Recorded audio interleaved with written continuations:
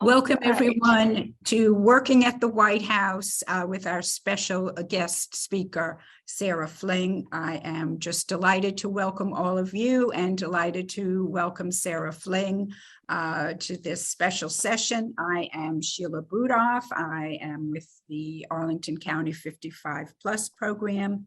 This program is being recorded and will be posted on the Arlington County 55 Plus YouTube channel for viewing at a later date. Through the miracles of modern Zoom technology, I am very honored and delighted to introduce her.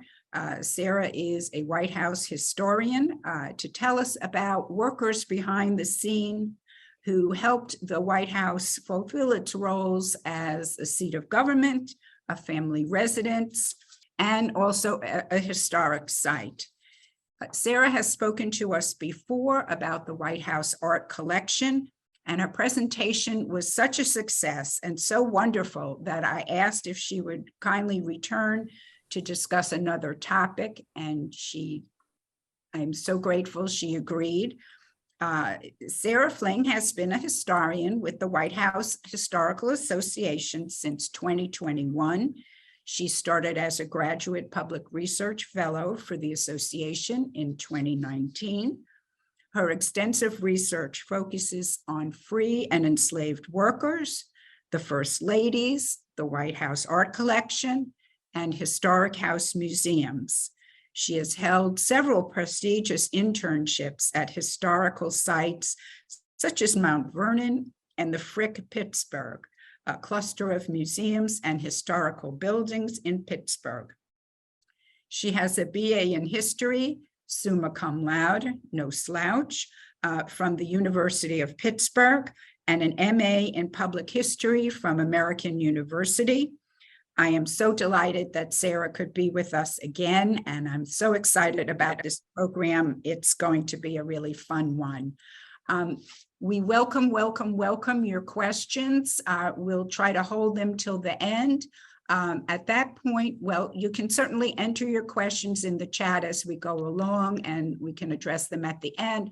Or if you prefer, please feel free to just unmute yourselves and call out your question. We'll be really happy to answer them.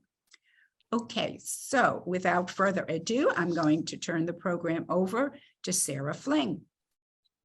Wonderful. Thank you so much, Sheila, for having me back again. And thank you, everybody, for joining us this afternoon.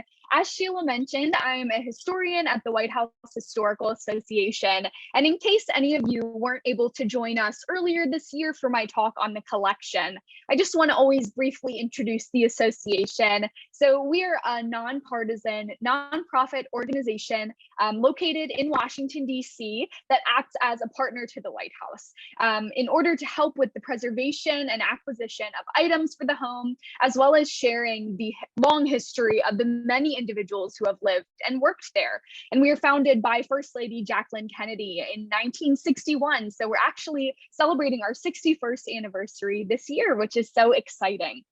But I'm excited today to share that really key part of our mission, which is talking about those who have not only lived at the White House, but also those individuals that have worked there and made it possible for the president and their family to enjoy a life within the walls of the executive mansion. So as Sheila said, if any questions come to mind while I talk, please feel free to drop them in the chat. Otherwise, I'm excited to take them at the end. So let's head to the next slide to get started. So today, when I think many of us think of the White House staff, the very first individuals that come to mind are the East and West Wing workers, which are people like chiefs of staff, advisors, speechwriters, press secretaries, those really visible political, public-facing aspects of the White House staff. Presidents have had political staff members since the creation of the presidency, and since the 1970s, First Lady Rosalind Carter officially established the office of the First Lady in the East Wing, which has grown exponentially alongside the duties of the First Lady. But the White House isn't just an office, it's a home. So as a result, there are dozens of resident staff workers who labor behind the scenes in really critical roles, and these individuals are often overlooked. I always like to think of it this way. A state dinner that's held at the White House, and we will be having one in the next few months, would be impossible without a chef to make the dishes, without butlers to serve it, without maids to clean the house, and without ushers to welcome guests into the home. So today I'd really like to explore the history and the makeup of the resident staff, as well as highlighting a few fascinating individuals that have held these roles over the past few decades, and actually going back a few centuries. So if we could go to the next slide, I'll introduce some of them. Perfect. So the White House resident staff boasts around 90 workers, give or take a few. And some of those modern roles are listed here. You've got the kitchen staff, which includes people like chefs, assistant chefs, pastry chefs, pantrymen. You've got hospitality workers like ushers and butlers, footmen, florists, housekeeping and upkeep type roles like maids, housemen, laundry, electricians, plumbers, etc. And then finally, the office of the curator, which I discussed in more detail in my last presentation, also falls under the resident staff, which includes curators, assistant curators, and registrars, etc. The resident staff has really changed over time.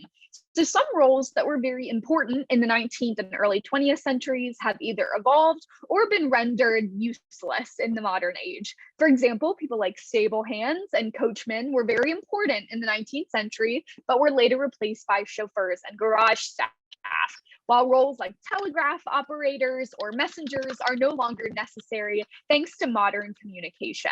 So today I'm going to explore some of these roles in depth, and I'm happy to answer any questions you might have about them. But let's turn to the history of the resident staff on the next slide.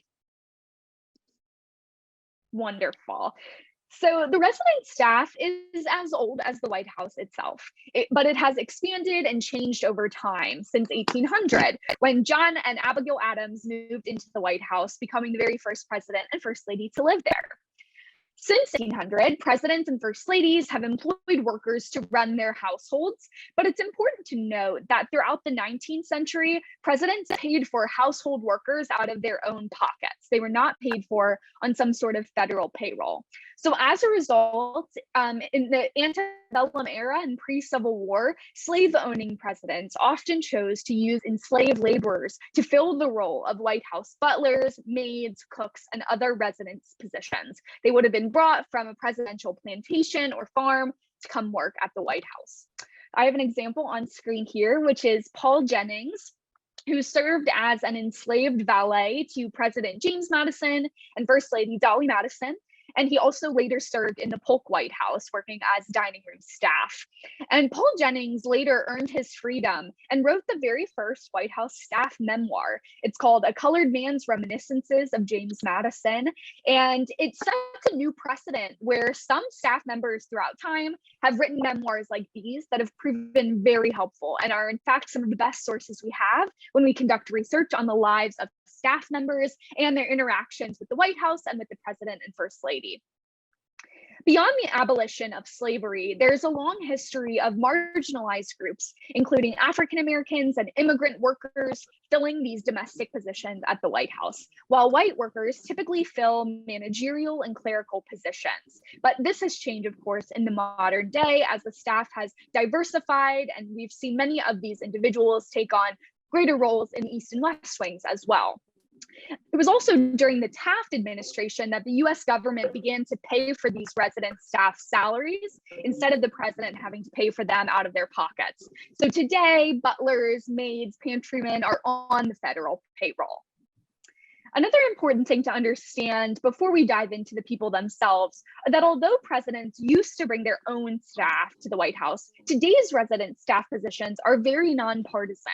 And these workers are extremely proud to serve their country, and they end up often working for several presidential administrations, completely removed from the politics of those presidents and first ladies, because this is the people's house after all.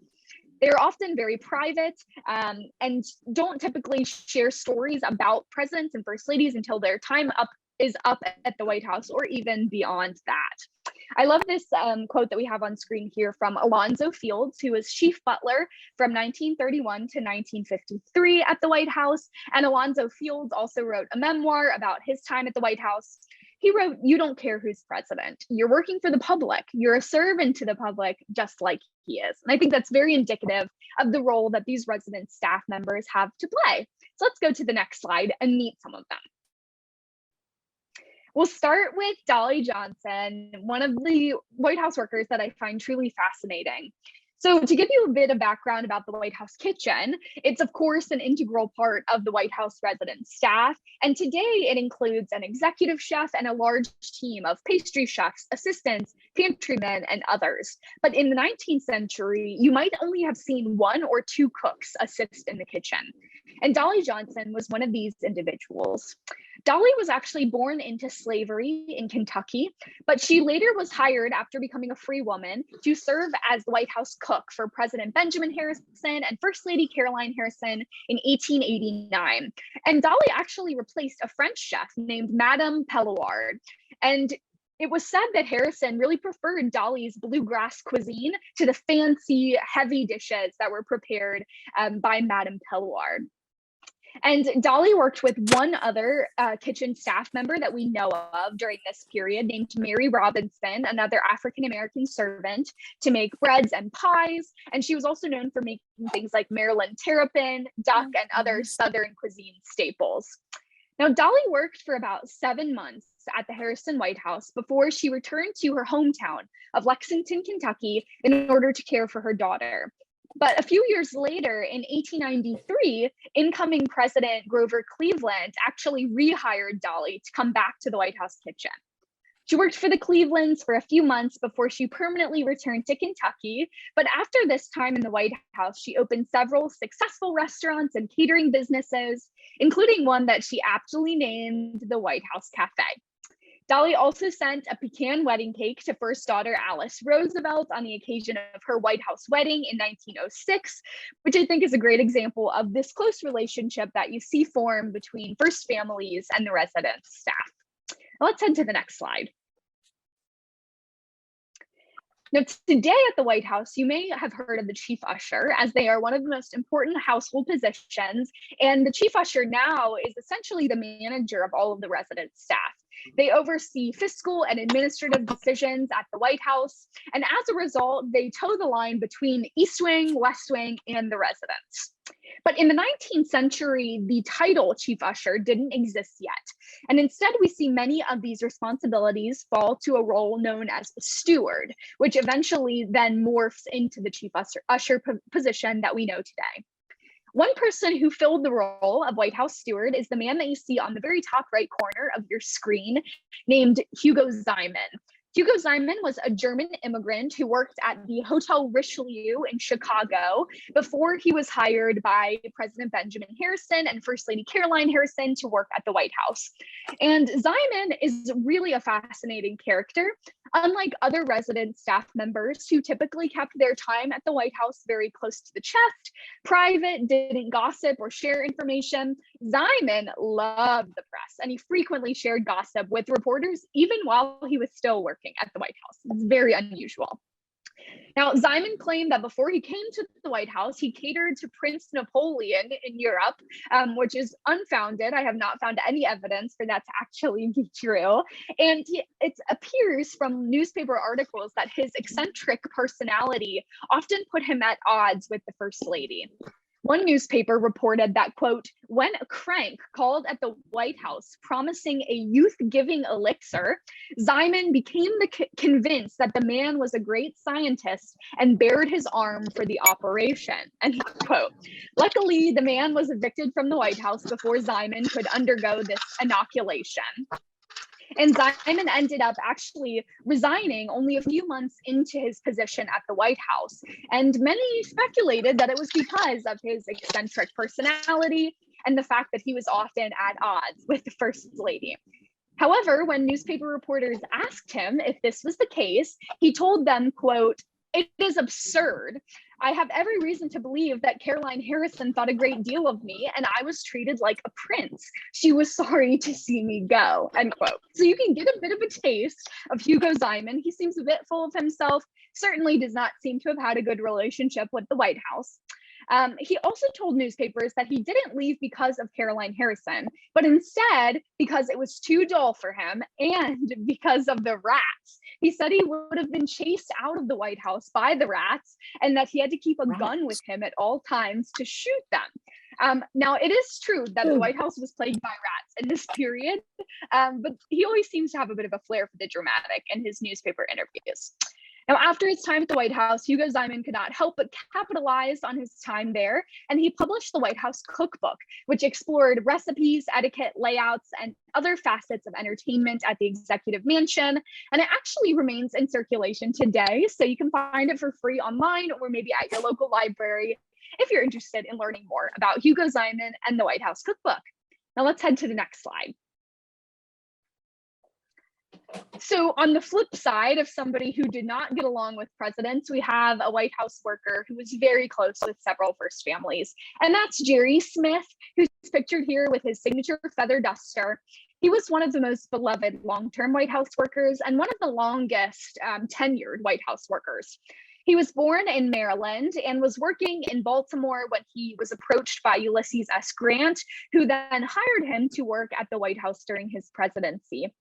So we don't know the exact year that Jerry Smith started, but it was in the mid 1870s, and he took on a plethora of responsibilities for the Grant family, sometimes serving as a cook, a cleaner, a butler, a doorman, a footman, really anything that the first family needed. However, he later became known as sort of this cleaner, and some people called him the White House official duster because he was always seen with this feather duster like he is in the image here. For many years, Jerry also had the honor of raising and lowering the flag atop the White House. Now the flag on top of the White House flies permanently. It does not go up or down unless it's being put to half staff. But in these days, a White House staff member actually had to physically raise it and lower it every day at sunrise and sunset. And that was Jerry's job. Jerry was also very well known for sharing ghost stories with the press. And he told everybody that he could see at the White House the ghosts of Lincoln, Grant, and McKinley, that they would give him advice, that he would sit down with them and chat. And many of those ghost stories are some of the famous ones that are still repeated to this day. Now, thanks to Jerry's many years of service, he was a great favorite of presidents and first families who would attend his birthday parties and his anniversary parties. And I love this quote on screen from a newspaper in 1903 that questioned, "What would happen to the affairs of state if Jerry should retire is fearsome to contemplate."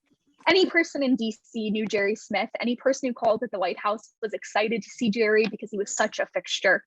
Unfortunately, Jerry did pass away in 1904. He had retired, it seems, a few months prior because he had lost his vision and it was difficult for him to do his duties.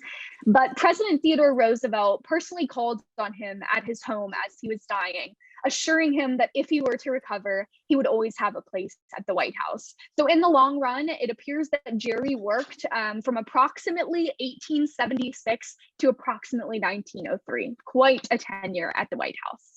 Let's go to the next slide. Wonderful. So moving from inside the White House, now I want to share somebody who worked outside, because the gardens and grounds are an essential part of White House care. And today, many of those duties fall to the National Park Service because the National Park Service owns President's Park, including the White House and Lafayette Square. But in the past, prior to the National Park Service taking over, gardeners, florists, and botanists were really critical parts of the resident staff. And typically, like Jerry Smith did, White House gardeners stay for many years, if not decades, because of the institutional expertise that comes with a position like this. And a great example is the man that you see on screen in the White House Conservatory named Henry Pfister. Henry Pfister was head gardener at the White House from 1877 to 1902, another very long tenure, and he oversaw the purchase, breeding, and growth of all flowers inside the White House Conservatory and greenhouses. And he also selected flower arrangements for state dinners, White House events, and the private living quarters of the first family.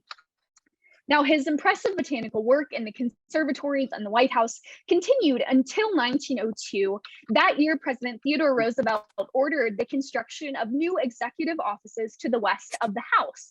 something that we know today as the West Wing. But the West Wing was placed directly on top of the demolished White House Conservatory. So in order to do that project, the conservatory and greenhouses had to be removed. And as a result, Pfister was removed from his post that year in 1902 after 25 years of service. His final project was the design of a White House colonial garden where his beloved Rose House once stood. But luckily, he was able to continue his work in the floral realm, and he opened a florist shop in Washington, D.C. after leaving the White House. Let's go to the next slide. We're going to jump ahead in time a little bit to talk about this really fascinating couple named Elizabeth and Irvin McDuffie, better known as Lizzie and Mac. Lizzie and Mac were a married couple from Georgia who had actually met the Roosevelts, Eleanor and Franklin D. Roosevelt, because Franklin D. Roosevelt would go to Warm Springs, Georgia for his polio treatment throughout his life. So Lizzie was hired to serve as a maid to Eleanor Roosevelt, who assisted with housekeeping and cooking for the family, and Mac was valet to President Roosevelt. Now, the role of a valet is always a very important one and a very personal one, but in Roosevelt's example, it's even more critical. Because of his polio, Irvin McDuffie, Mac, would assist in putting on his leg braces. He would help him bathe and get dressed, things that were very difficult for him because of his health diagnosis. So they were two in a close position, an intimate relationship, and they spent a lot of time together.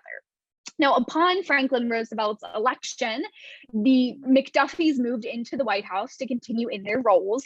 But in addition to doing these, everyday duties, the McDuffies also were very important political advocates for African-American rights to the Roosevelts.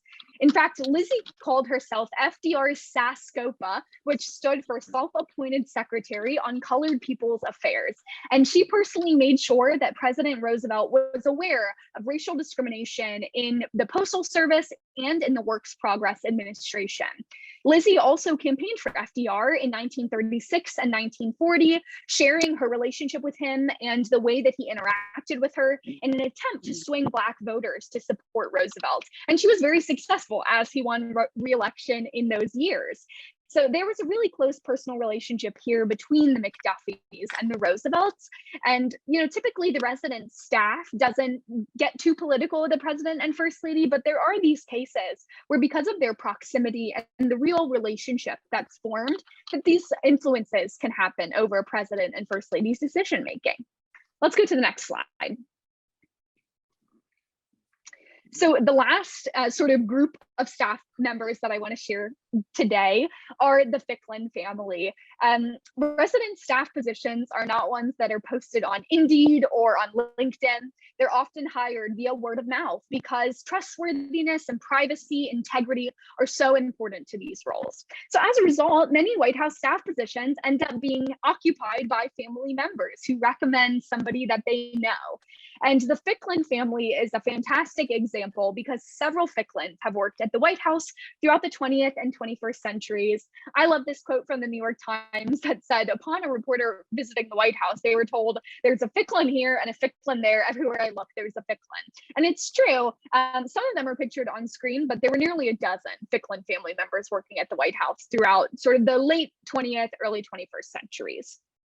The Ficklins were descended from enslaved people in Virginia, and the very first to be hired at the White House was Charles Ficklin. Charles came to the White House in 1939. He's pictured in the top left corner, and he was originally hired as a butler, but he later rose to the position of maitre d', which is quite important at the White House, and he worked there until 1965. During his time at the White House, he helped several brothers and sisters get positions as butlers and pantrymen, including his brothers Charles and John. John is on the bottom left side there. And the Ficklins recently continued their work in the White House during the Obama administration. On the very bottom right, you can see John Rory Ficklin, who's the son of John Ficklin. He actually took a role in the West Wing during the Obama administration as a special assistant to the president. So you really see this full cycle of Charles Ficklin being hired to the White House when the Butler staff was primarily made up of African Americans, and it would have been extremely unusual to see African Americans working in the West Wing. But then later you see this descended family member finally achieving one of those coveted political positions. So it's really a great example of the way that the resident staff and the executive staff have changed at the White House over time. Let's go to the next slide. So this is where I'll end today of my overview, but thank you all for your attention. And as you can tell, these stories of individual staff members are so fascinating, and they can tell us so much, not only about the White House and changes at the White House, but also American society and the way that society has changed over time. Over the last year, the historians at the White House Historical Association have been working to identify as many White House staff members as possible and writing as much biographical information as we can. So this is an ongoing research project. And I always like to say that presidents come and go, but the resident staff stay, providing continuity between administrations and through presidential transitions. So they're an absolutely integral part of White House history, and we are so pleased to be able to share it all with people like you. So thank you for supporting that research by being here today. And now I'm happy to take any questions that you all might have. And feel free if you want to unmute or if you want to drop them in the chat. I have a question. Yes. How much say does the president or first lady have in who serves on the White House staff? Is that, I'm assuming that they have some say in who works closely with them, but does the head usher today have more of a hiring, firing responsibility? Great question. So for the resident staff, that is mostly handled by the chief usher. They're in charge of hiring and firing, especially because these are meant to be apolitical positions. But for those positions on the West Wing staff, like assistants, political advisors, et cetera, that's all up to the president. So that's really the delineation, is that resident staff falls under the chief usher's responsibility. Any other questions? Does the staff live at the White House or do they commute? So in the past, during the 19th century, it was very common for White House staff to live at the White House. For example, a stable master would live in the stables. Enslaved workers, of course, lived at the White House on the ground floor near the kitchen. But today, most of these residence workers are locals, so they commute to the White House. And that's been the case really since about the turn of the 20th century.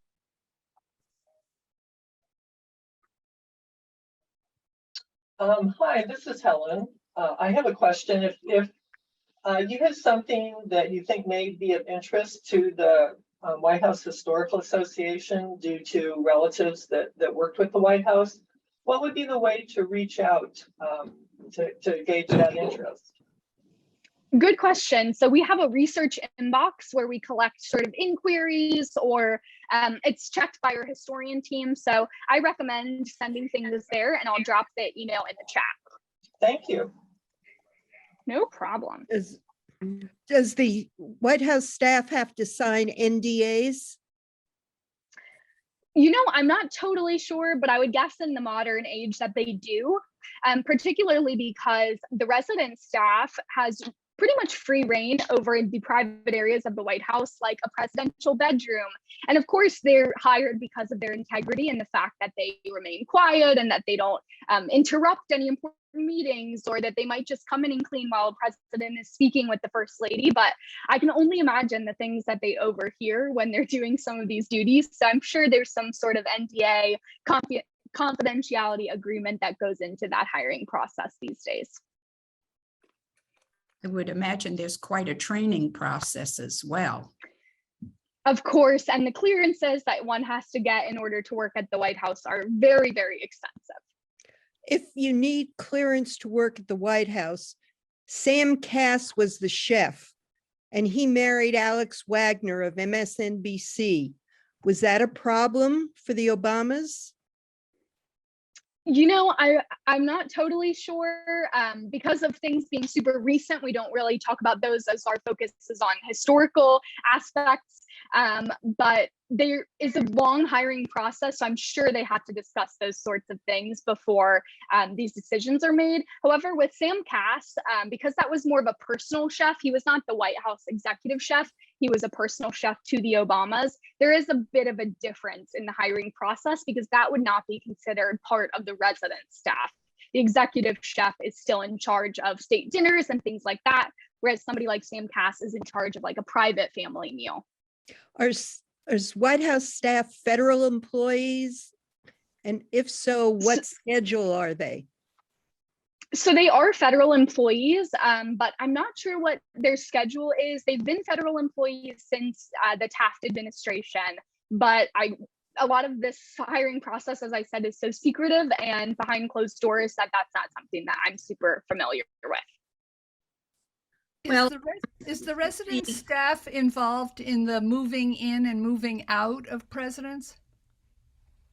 Absolutely. It is a major part of their duties.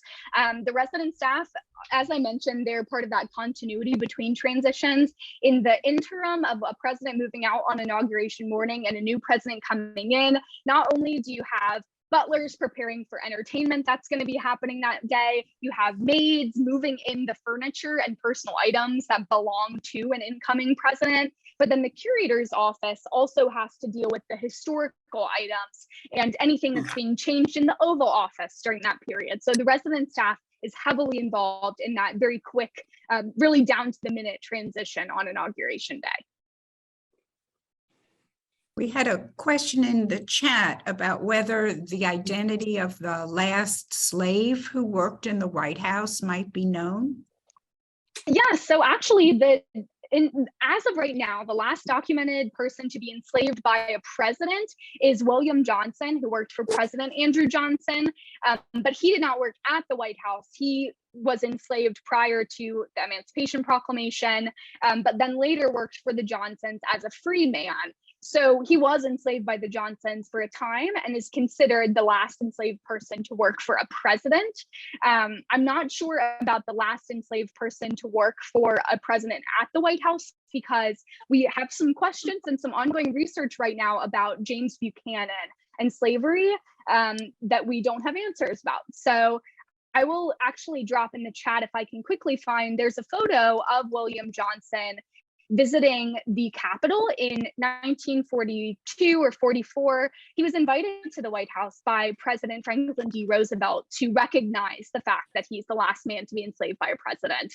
And Franklin Roosevelt actually gifted him a cane that he took some photos with. So I'll see if I can find that and drop them in the chat, but it's really a fascinating story. What types of clearances are required to attend a White House function?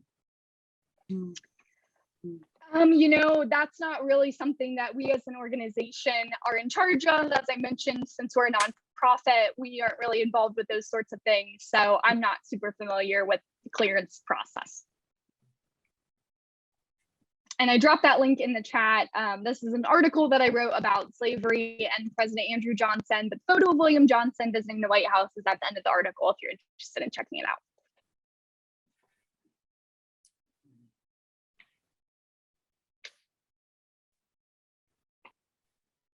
Okay, I think that may be it for the questions. Wow. Great. Thank you so much, Sarah. This was wonderful. Really enjoyable. No problem. Very Thank you. interesting. Thank you so much. Hopefully I'll be able to entice you to come back and talk about another topic if I'm lucky. Well, thank you for having me. I appreciate it. It's always fun to talk about these unsung heroes. They don't get enough airtime. So I hope you'll all check out our website if you're interested in learning more about some of these workers. Okay, thank you so much, Sarah. This was wonderful. We really appreciate it. And thank you to everyone on the call. Thank you for joining us. I hope you enjoyed it. Everybody take care and be well. We'll see you soon. Thank you. Thank you. Bye.